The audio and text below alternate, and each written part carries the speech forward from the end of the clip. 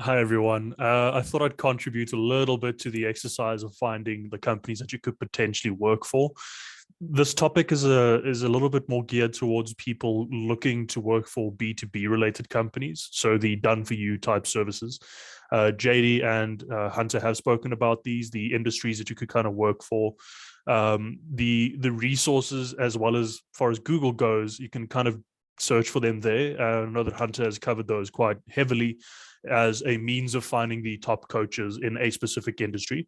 This tends to be geared a bit more towards the B2B related side. So some of the places where I'd go looking for people, as well as for the eventual companies that I'm working for now, where I need to self-generate leads and finding people to target and do outreach towards, I'll typically make use of one of these three pages to find those people.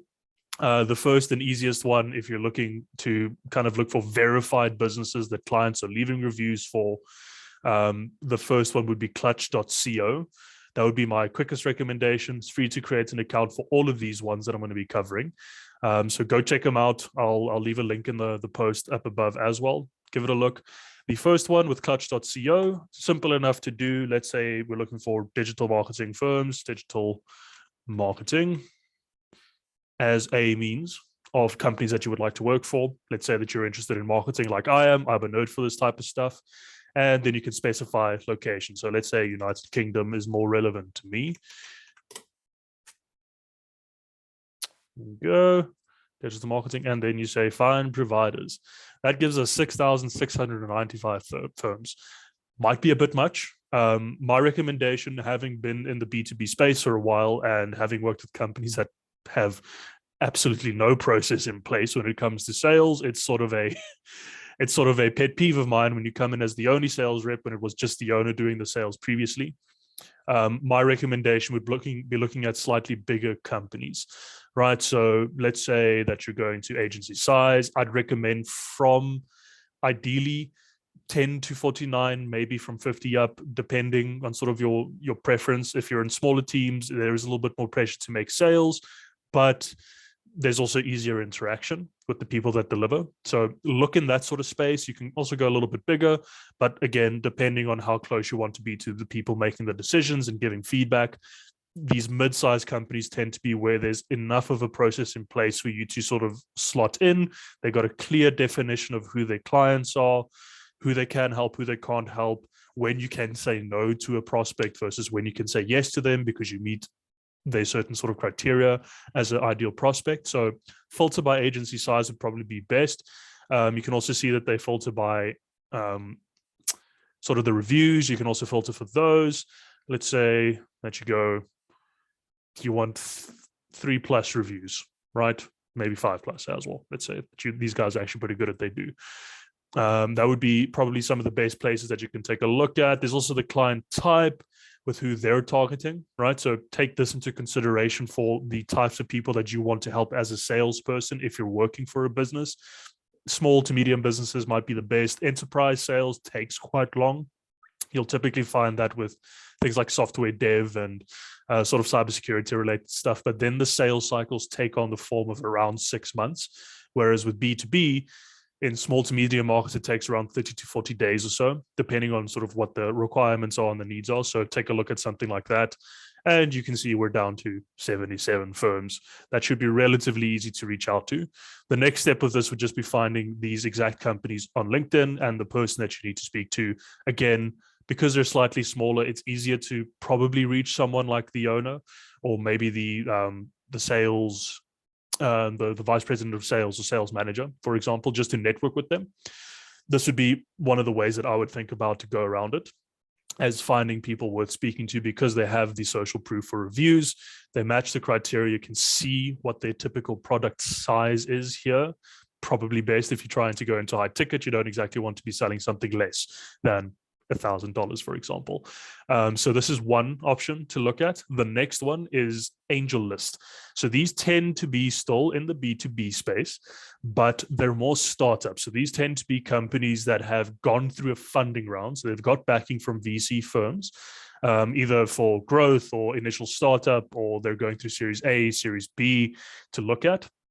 So then here you can just simply search for like I have here, account executive or sales related roles, right? So business or sales development representative, sales account executive are typical terms to look for. And you can also go based on location. Again, I've got mine here as United States or United Kingdom, but these will then be typical job listings, right? So not ideal in the sense that we need to network to people and job listings are not the greatest and all that type of stuff, I know, but it is a means of finding companies that are hiring people in sales specifically, right? These tend, again, to be startups. So bear that in mind. There might not be as much of a process in place, but they've got some cash to spend in their marketing approach, right? So let's say that you're planning on going to, I don't know, let's see, markets. Let's say software for these guys, enterprise software, for example, as a means of people that we want to search for. You can see that brought us to 634 results in the specific roles that people are hiring for, roles with those titles in the United States and the UK. That is mainly remote preferred, right? You can also fiddle with a few other things here of what the salary would be. And if you have equity with this type of stuff, I kind of leave those alone. It's easier to chat with those people when you meet with them. There's also some skills here. If more sort of technical roles, this might be more relevant. As you can see, it sort of leans the direction of things like programming languages. Not as relevant from a sales perspective. Can also fiddle around here with contracts and full-time and that type of stuff. But for the purposes of this discussion, keep it relevant to what you feel you'd want. If it's, again, contract type where you can work with multiple companies, that might be the best approach. And here we get to the meat and potatoes of what AngelList is all about. Again, filter for companies that are slightly bigger. Let's say all the way up to 500 might be relevant. We're up to 428. Again, might be a bit much, but you can filter this accordingly with fewer options available. They were down to 238 with just 11 to 50 employees. You can also filter by the funding stages. Research this a little bit about what each phase means, but obviously if they've been around the block a couple of times and are going through a Series B funding, they have a proven concept that people are willing to invest money into, right? So things like growth stage or seed stage, still relatively new businesses. They might have been kind of bootstrapped by themselves, not really much funding in that sense. So look for places like Series A and Series B up might probably be the best ideas if you're looking for established companies. There's not a lot by way of reviews, unfortunately, on AngelList. You'll probably have to go research the companies yourselves. But again, use this in tandem with the strategy of using the companies that are showing here, going onto LinkedIn, finding them and connecting with the relevant person. And I'm hoping that JD and Hunter and all the other people within the team can give us some guidance on this stuff. Because again, I'd imagine that it would be someone like the hiring manager or the manager in the sales perspective that you could network with them and see if it's a good fit. Because again, remember, vetting your own business, those businesses that you work for, are important. Having been someone that hasn't done that, it sucks. So carefully consider who you want to work for. You need to make sure it's a good fit for you to work there as much as it is for them to check and see if you're a good fit to work with them as well, right? It's a give and take relationship. So angellist.co is one place, free to create. Just think of it as a LinkedIn extension. You can go and apply to people and connect with people on LinkedIn once you've found the companies on here that you know are indeed hiring. As you can see, actively hiring. They'll have a couple of other additional things here, like recently funded. They have the same investors as Airbnb. You can also get a bit of an idea of sort of what they do and see if that resonates with what the type of work is that you want to do. So again, angellist.co is another place to go and look around for funded startups. So not just the fly by night, I had a dream once upon a time in my garage and now I've started a business and now I want you to come help me with sales. Those are really high pressure places where they're going to want you to close every deal that comes through the door because it matters the most. Might not be the case with these types of businesses because they have a bit of traction behind them already.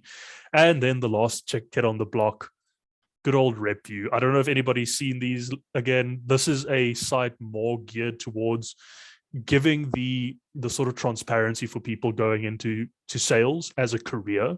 I think his name's Mark Walsh, was the founder of this business. So he kind of geared this to more towards giving the transparency for people wanting to go work at a particular company to see what the compensation is within the business. How many people in the company in sales are actually hitting quota and target? Is it worthwhile working there? Do they have a good lead flow coming in? So you can filter for all this stuff. But I think for the sake of this discussion, let's say you go to explore published organizations. The only thing that you need to do to create an account here is leave a rating for a company that you've worked in, right? So in the account creation section, you'll leave a rating. Once it's created, you get access to the site. Now, here's where the fun stuff starts, right? You can go in here and view top sales organizations and all that. They've got quite a few lists here to reach out for. Let's say that you're looking for top small companies to work with. They'll give you a list of the top 20 off the basis of how people that are working in those industries as salespeople have rated the organization based off of compensation. What's their OTE?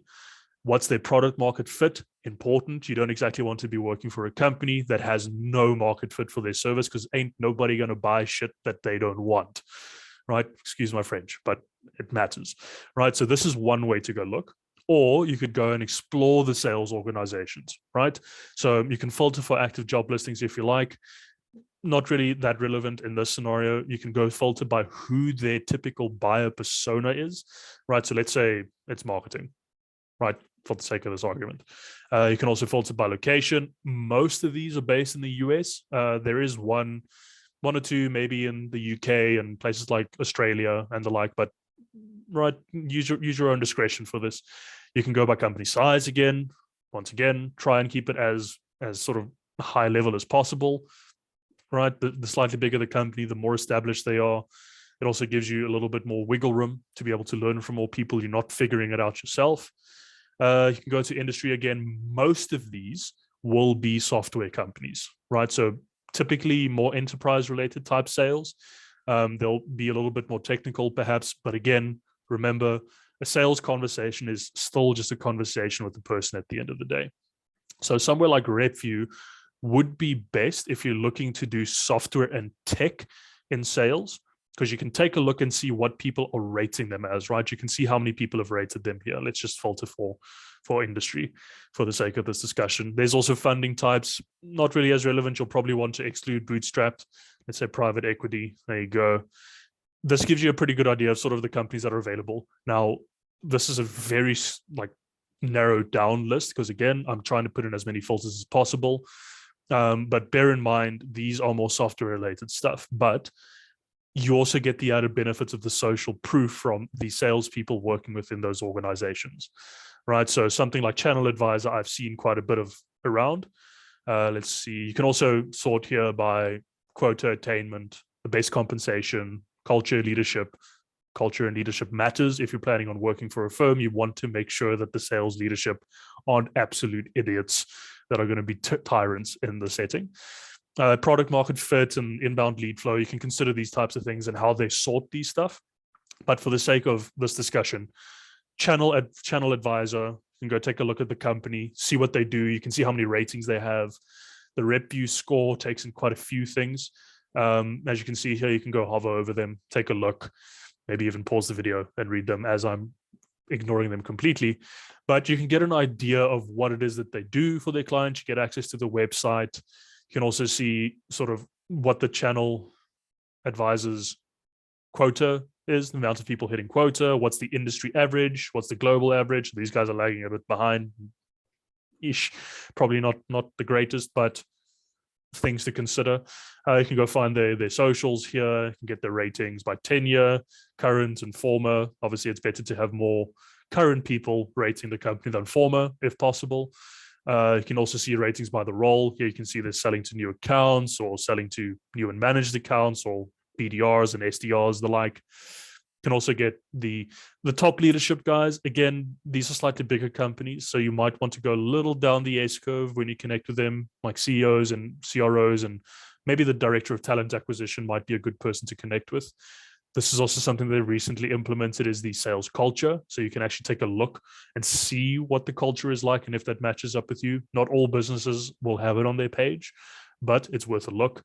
There's a few more stats here, but as you can see, RepView is a little bit more geared towards seeing the science and the data behind who you're applying to before you apply to them, right? So this would be ideal if you're looking to work more in tech and SaaS as a salesperson, to find places that are hiring, right? You can filter for active job listings if you decide to as well.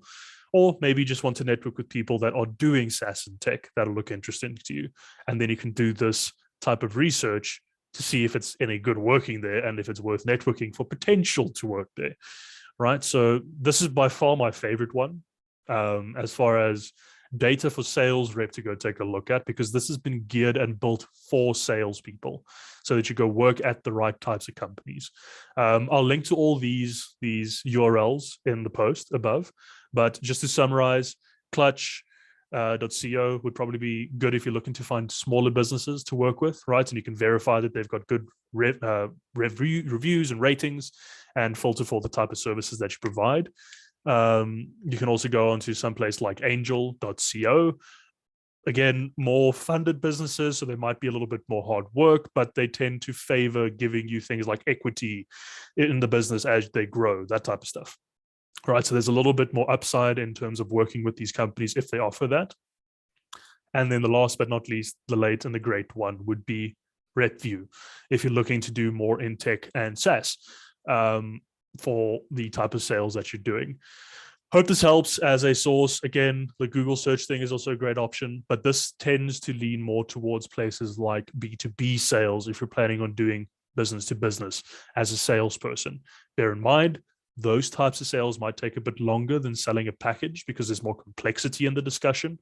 And anybody in the group that's also in B2B will most likely echo that thought. You need to sort of qualify a bit better for fit. It's not so much a thing that's being sold as it is a collection of consulting. But these 3 pages will probably be the best to go look at if you're planning on doing any kind of B2B sales. So I hope this helps. Feel free to delete this post if you guys feel like it's not relevant, but I figured I might share something with the community. Bit of a long video, but I hope it helps. Cheers.